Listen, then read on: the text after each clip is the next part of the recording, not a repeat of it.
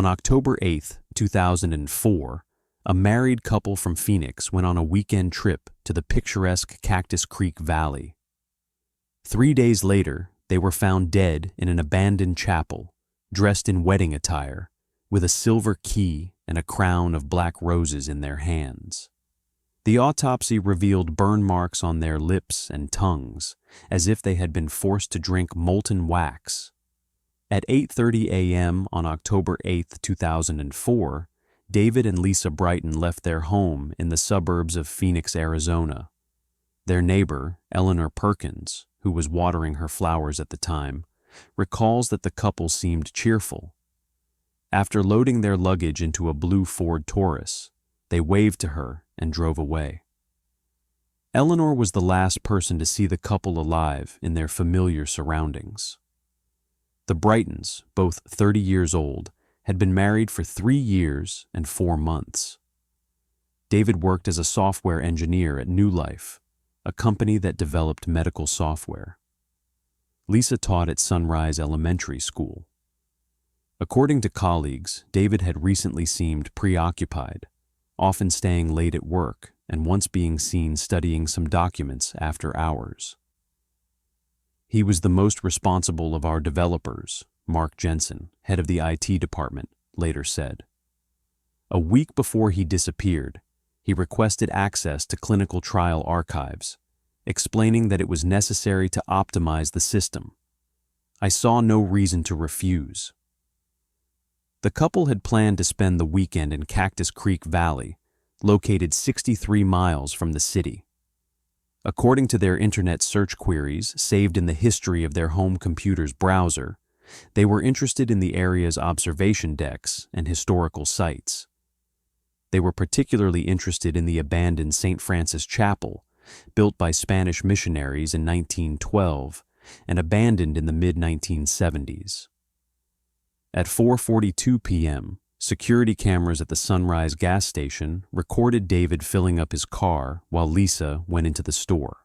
The recording shows that she purchased 2 bottles of water, a package of crackers, a chocolate bar, and a map of the area.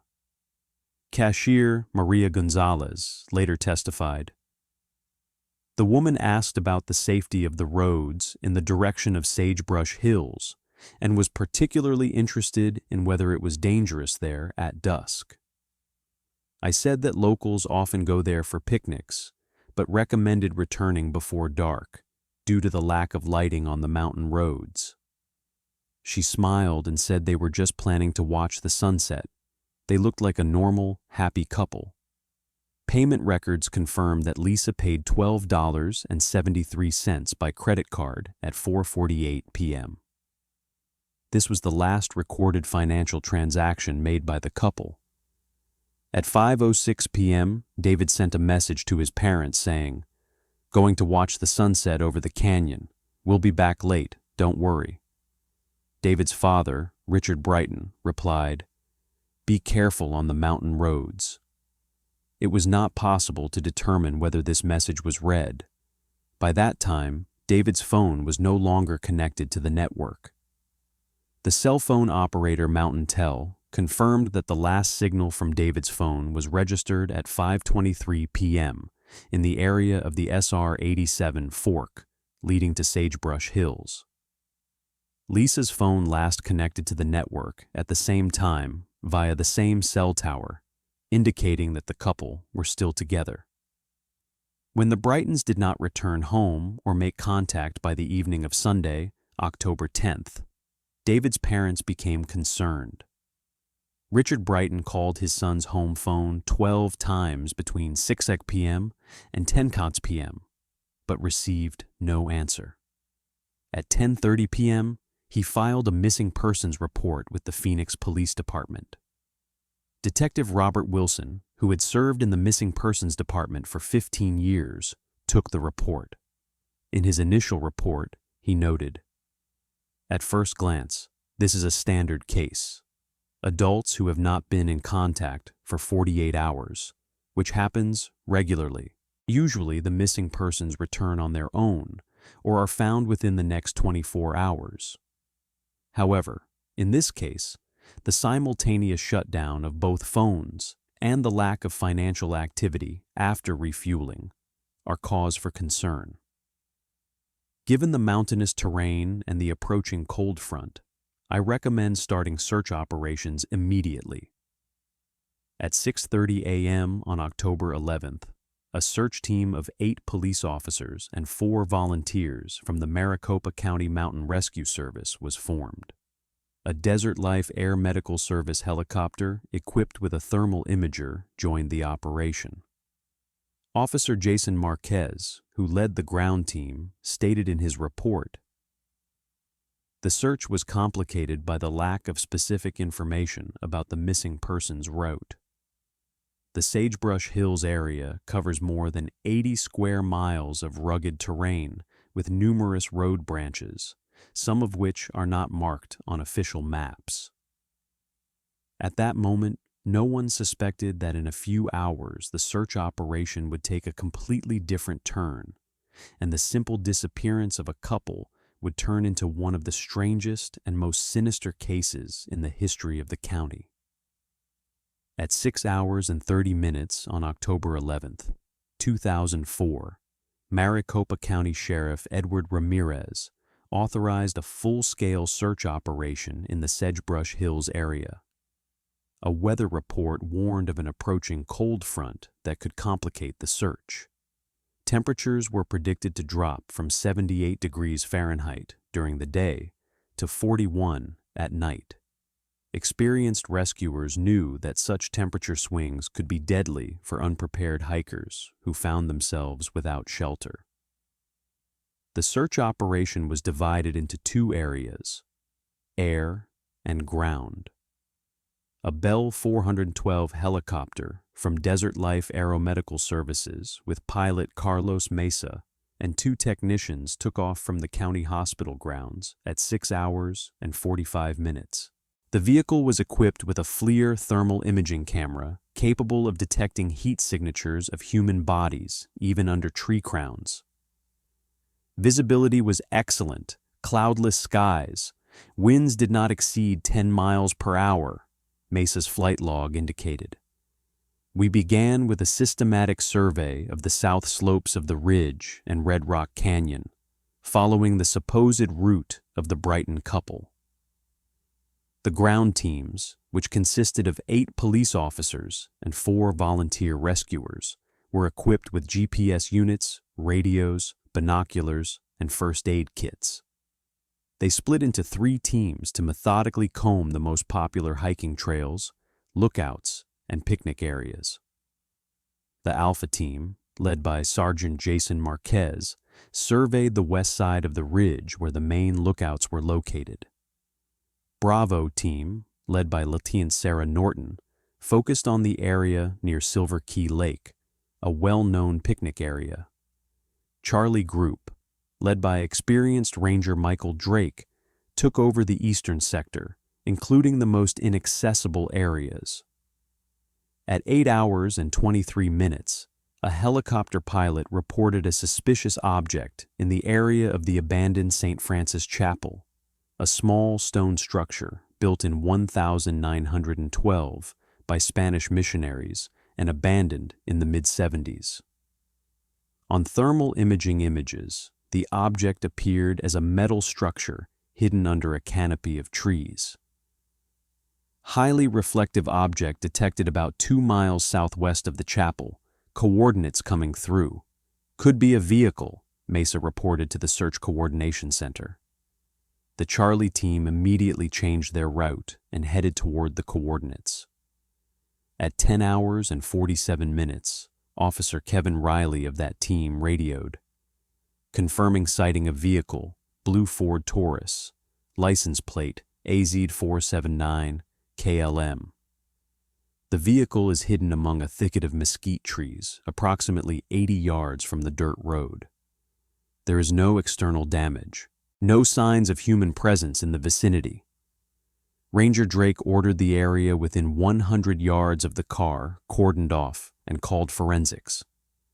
The vehicle was located approximately 2 miles away from the abandoned chapel, in a location hidden from casual glances.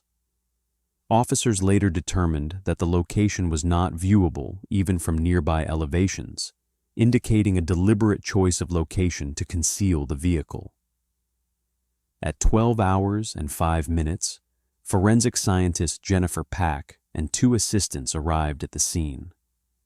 She conducted an initial inspection of the vehicle, documenting every detail with a high-resolution digital camera. Inside the cabin were the couple's personal belongings: a backpack with extra clothes, a thermos, empty water bottles, David's reading glasses, and Lisa's sunglasses. In the back seat was a folded denim jacket with a New Life logo on it. Of particular interest to the experts was a map of the area spread out on the passenger seat, with the route leading to St. Francis Chapel clearly marked. On the front panel lay a tourist guide, Arizona Historic Places, open to page 124, describing county landmarks. The paragraph about St. Francis Chapel was underlined with a red pen, and in the margin was the caption, "Check about chapel and rituals." In her report, Jennifer Pack noted, "There were no signs of a struggle or hurried flight in the cabin. All belongings are arranged in an orderly fashion. The keys to the vehicle are missing. Microparticles of a white-colored substance, tentatively identified as paraffin wax, were found on the driver's seat." The temperature during this period was kept at 75 degrees Fahrenheit, so the version with a melted candle in the car we immediately rejected. Particle analysis showed the presence of components typical of high-quality church candles. Experts also noted that the car's tire treads contained red clay particles typical of the eastern slope of Sagebrush Hills, where the chapel was located. Analysis of the vehicle's GPS unit revealed that the last destination point entered was the coordinates corresponding to the location of the chapel. At 14 hours and 30 minutes, Sheriff Ramirez, after receiving preliminary forensic results, decided to focus the search in the area of the abandoned chapel. He personally arrived at the scene of the vehicle discovery and briefed the search teams. Given all available evidence, we have reason to believe that the Braiton couple were headed toward and may have reached St. Francis Chapel. Redirect all available resources to a thorough search of the chapel and surrounding area within a 1-mile radius, he was quoted as saying in the briefing minutes. By 16 hours and 45 minutes, the search team, led by Ranger Michael Drake, had reached the chapel. The weather began to deteriorate. The cloud cover increased, the temperature dropped to 62 degrees, and the wind picked up, making the search much more difficult. The abandoned chapel of St. Francis was a small stone building about 30 by 15 feet, with a bell tower and a tile roof that had failed in some places. It stood on a low hill, surrounded by old saguaro cacti and chaparral thickets. Cracked stone steps led to a heavy wooden door with wrought iron hardware. According to Maricopa County historian Edward Stanton, the chapel was built as a mission station, but fell into disrepair by the mid-70s due to its distance from population centers. Photographs taken by officers show that a recently trampled path led to the chapel door, on which partial shoe prints matching the size and model of hiking boots belonging to David and Lisa Braiton were found.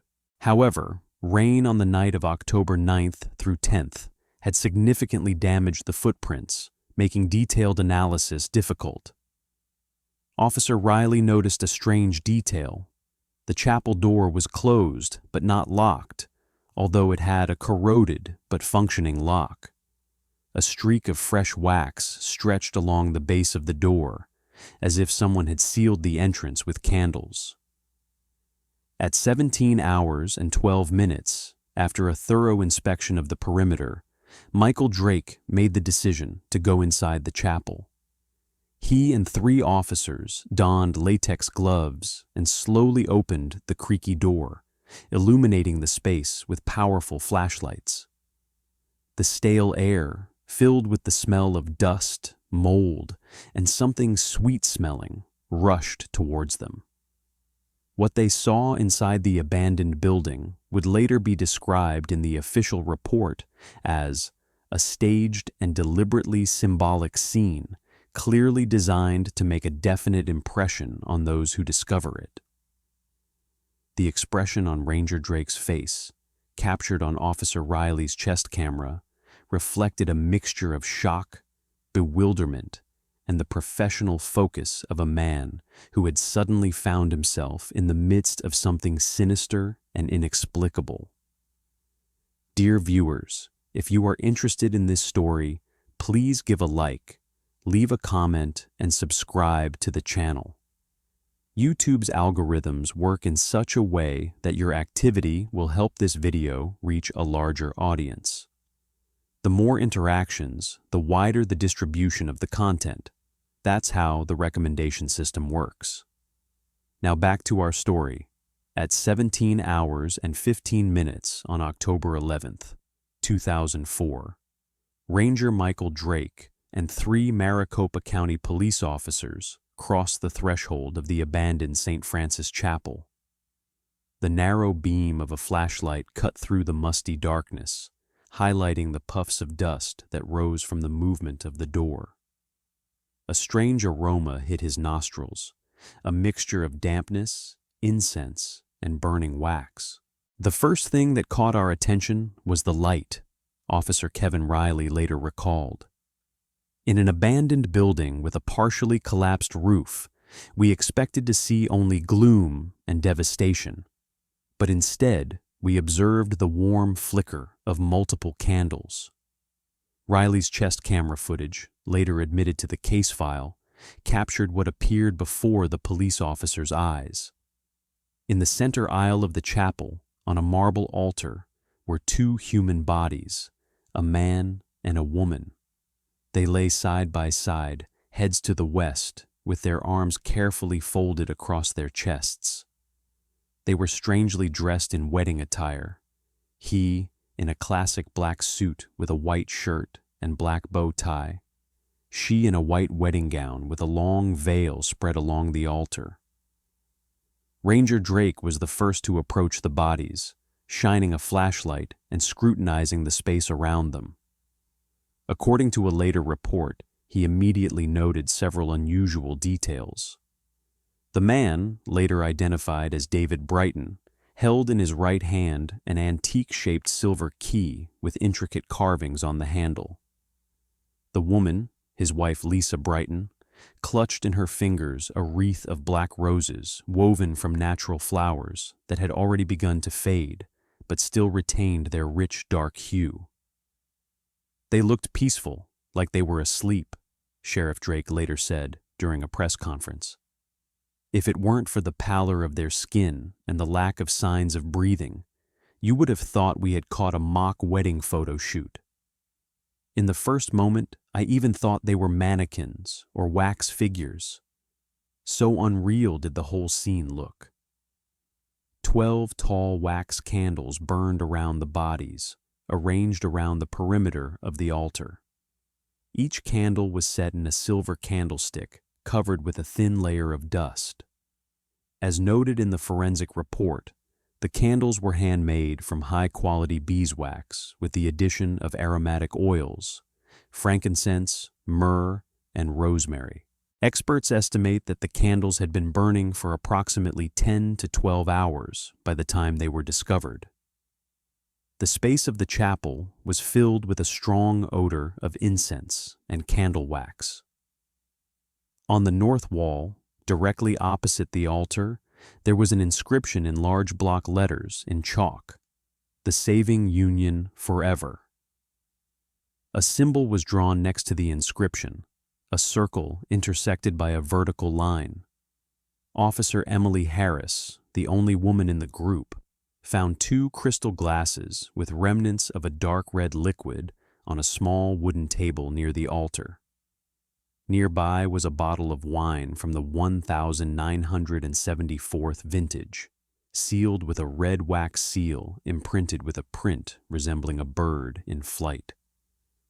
There were no fingerprints of any kind on the bottle, indicating that the traces had been carefully removed. It was instantly apparent that we were dealing with an extremely unusual situation, Drake noted in the initial report. The choice of location, the positioning of the bodies, the symbolic objects, all indicated a carefully planned action. The scene seemed staged, as if someone was creating a theatrical performance. At 17 hours and 22 minutes, Drake contacted the Search Coordination Center and requested the immediate arrival of forensic experts, additional forensic scientists, and representatives from the district attorney's office. The area around the chapel was declared a crime scene and cordoned off within a 200-yard radius.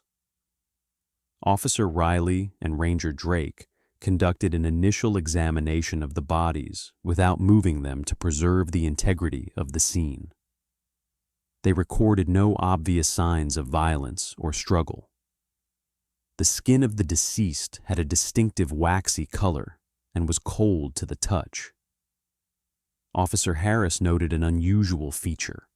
The victim's wrists and ankles had subtle redness, as if from a recent squeeze, but no damage to the skin. At 18 hours and 40 minutes, Maricopa County Medical Examiner Richard Taylor and 2 assistants arrived on the scene. After a thorough examination of the bodies directly at the scene of discovery, he tentatively recorded the time of death. Approximately 36 to 48 hours ago, corresponding to Friday evening or early Saturday morning. The temperature of the bodies, the degree of rigor mortis, and the initial signs of decomposition indicate this time period. In the initial examination report, Taylor recorded, "Preliminary examination revealed no obvious signs of violent death or resistance. There are no stab and cut wounds, no signs of strangulation, no gunshot wounds. There is uniform pallor of the skin, characteristic of poisoning. Minor pressure marks on the wrists and ankles of both subjects may indicate temporary restriction of mobility shortly before death, but without significant resistance." The lips and oral cavity of the deceased attracted the expert's special attention.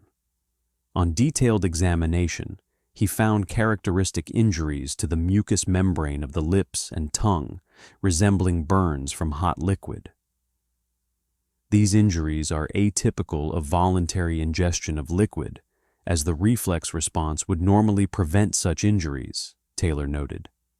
This may indicate the forced introduction of a hot substance into the victim's oral cavity. Samples of the contents of the glasses were immediately seized for laboratory analysis. Preliminary rapid testing conducted at the scene revealed the presence of arsenic compounds and traces of paraffin in the liquid. Later, a full chemical analysis performed at the Arizona State Forensic Laboratory confirmed that the wine contained a solution of arsenic and beeswax, a lethal combination that causes rapid respiratory and cardiac arrest. By 19 hours and 30 minutes, the scene was fully documented. Hundreds of photographs, videotapes, diagrams of the location of the items.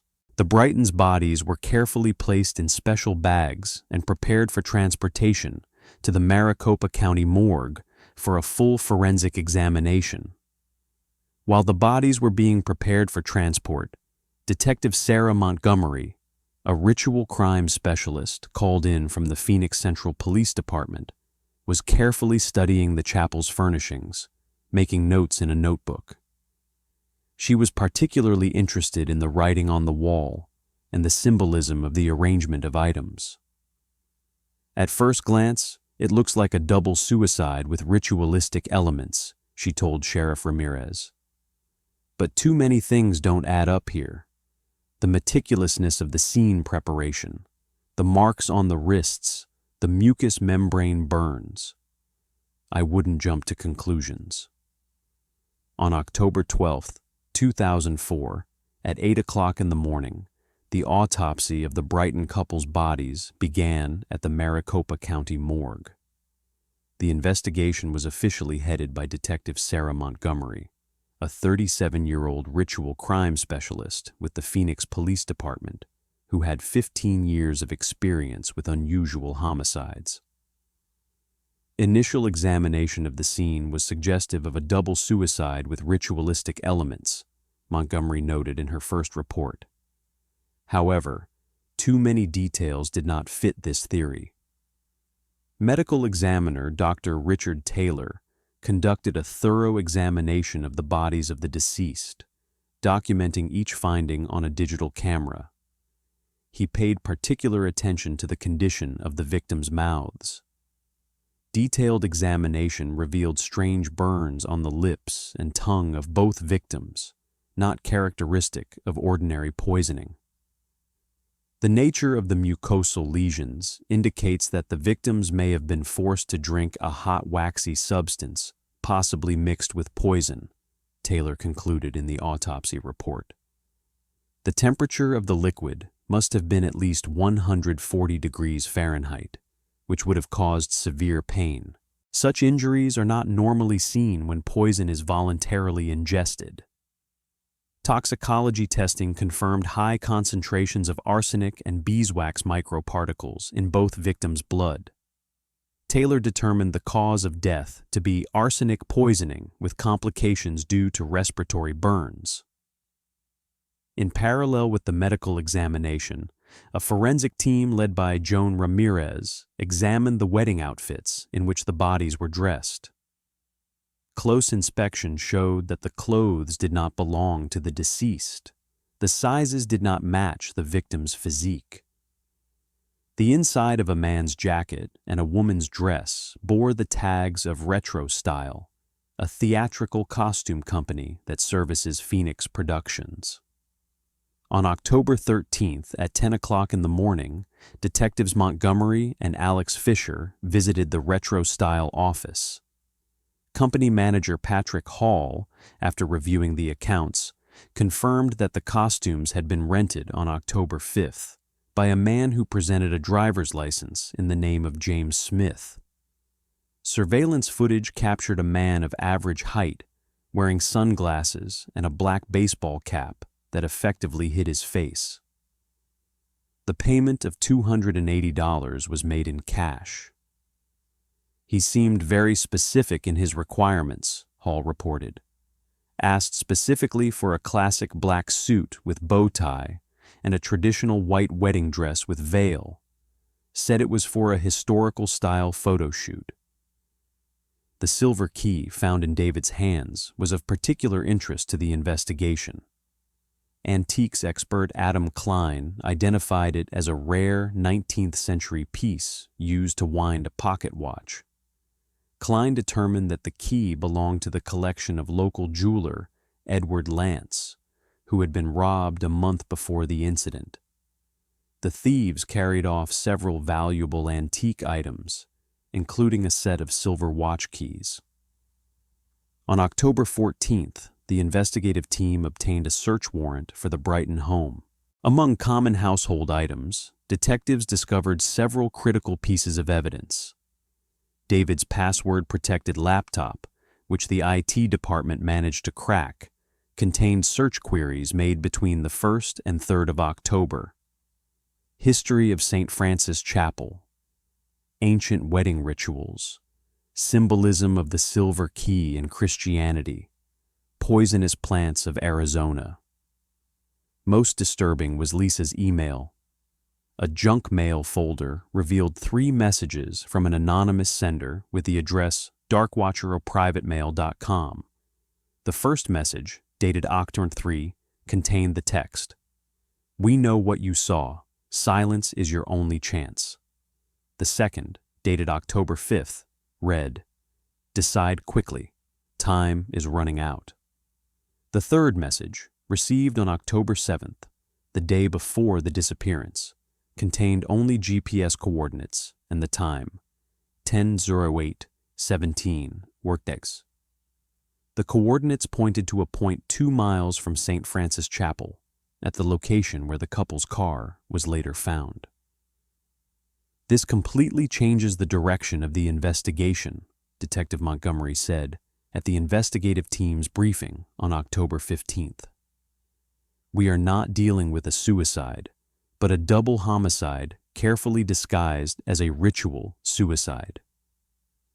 On October 16th, 2004, the investigation took an unexpected turn.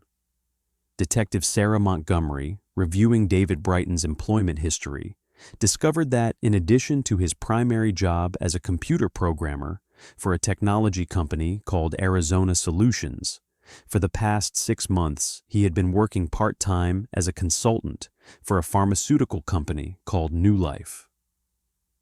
According to an employment contract signed on April 3rd, David worked on the integration of a new clinical data processing system. It struck me as an odd coincidence, Montgomery later recalled. A denim jacket with that company's logo was found in the Braitons' car, and David's browser history queries repeatedly included search terms related to clinical trials and drug side effects. On October 17th, at 9:30 in the morning, Detectives Montgomery and Fisher arrived at New Life's headquarters located in downtown Phoenix. Company executives initially refused to cooperate, insisting that a court order was needed to access information about Braiton's work.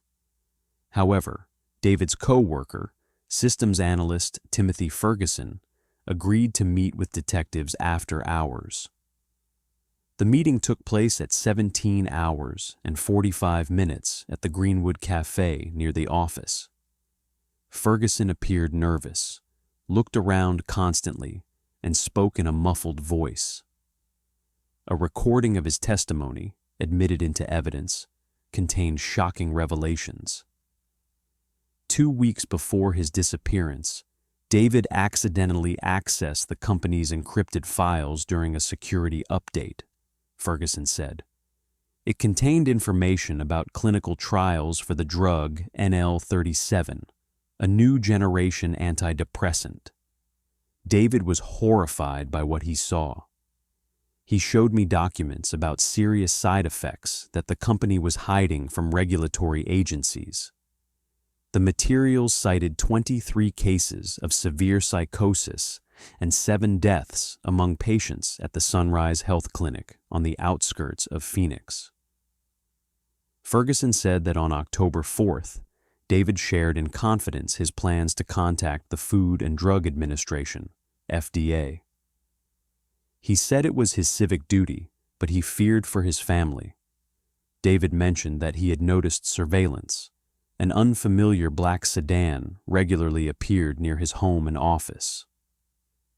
When asked by Detective Montgomery about the company's management, Ferguson emphasized the figure of Alex Morgan, New Life's director of security. This is a man with an intimidating reputation. He's a former employee of a private military company called Talon Security, who worked in hotspots. Rumor had it that he was hired specifically to deal with the company's sensitive issues. Everyone in the office was afraid of him.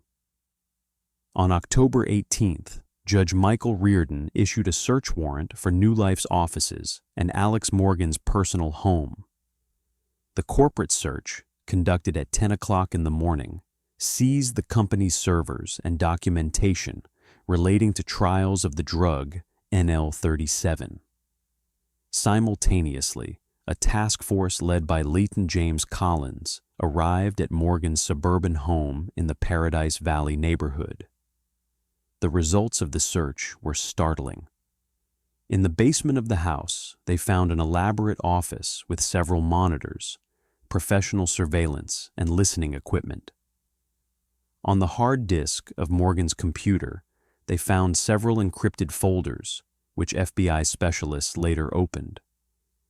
Among the files were found photos of the Braiton couple, taken by hidden camera at their home, in the supermarket, in the parking lot near work. In the wine cellar of the house, they found a collection of 12 bottles of wine from the 1974th year of the same vintage as the bottle found in the chapel.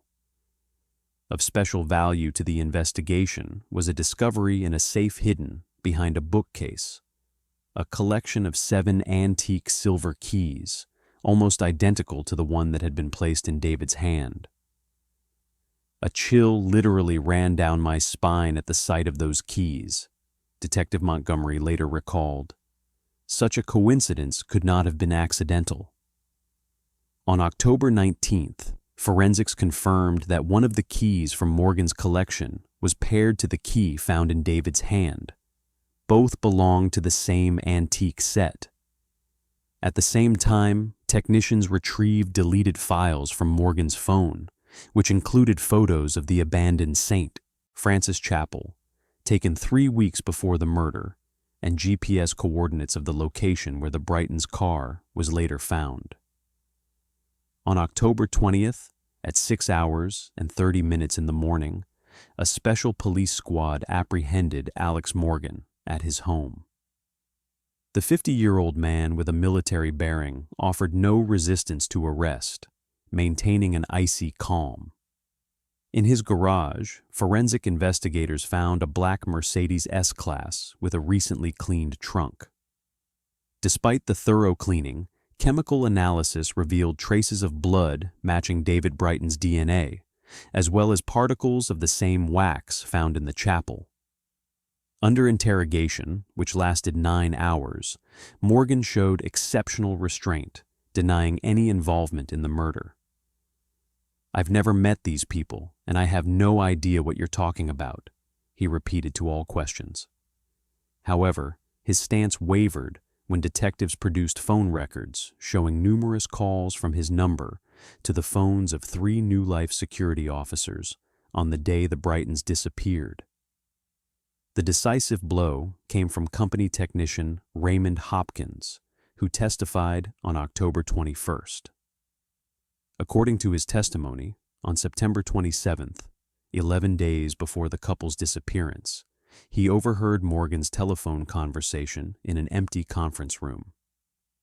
He thought he was alone, and he was speaking very frankly, Hopkins reported. "I could clearly hear him discussing with someone a problem with a programmer who had learned too much and the need for a permanent solution to the issue." On October 23, the Maricopa County Attorney's Office charged Alex Morgan with first-degree double homicide. Technical experts by this time had recovered deleted correspondence between Morgan and 2 former Talon Security colleagues hired as executors. The messages contained instructions for tracking the Braitons, as well as a detailed plan to kidnap and eliminate the couple in an unusual way that would look like ritual suicide. Alex Morgan's trial began on March 3, 2005, and lasted 4 weeks. Maricopa County Attorney Daniel Martinez presented a carefully constructed chain of evidence to the jury. Recovered material from New Life servers confirmed that David Braiton had indeed discovered files on the cover-up of the deadly side effects of the drug NL-37. What we have before us is a classic case of corporate murder to protect profits at the cost of human lives, Martinez said in his closing argument. Mr. Morgan orchestrated a sophisticated murder not just to eliminate an inconvenient witness, but to intimidate other potential whistleblowers by demonstrating what can happen to those who dare to speak out against the company. The jury deliberated for only 5 hours before reaching a verdict, guilty on all charges. On March 31st, Judge Ellen Ramirez sentenced Alex Morgan to life in prison without parole. The parents of both victims were present at the sentencing announcement. David's father, Richard Braiton, read a statement on behalf of the families. "No sentence will bring our children back to us, but today justice was at least partially served." In July of 2005, based on materials gathered by David Braiton, and seized during the investigation into his murder, the Food and Drug Administration initiated an extensive investigation of New Life. As a result, the company's license to manufacture pharmaceuticals was revoked, and criminal charges were filed against management. More than 100 patients who suffered from the side effects of NL-37 filed a class action lawsuit that ended in a multi-million-dollar settlement. At the initiative of local activists and relatives of the victims, St. Francis Chapel was reconstructed and opened as a memorial to victims of corporate crime on October 11, 2006.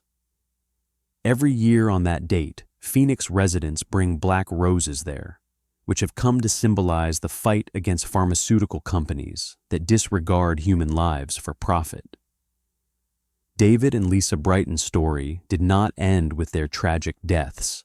Journalist Elizabeth Connor wrote in an article for the Arizona Republic on the anniversary of their deaths.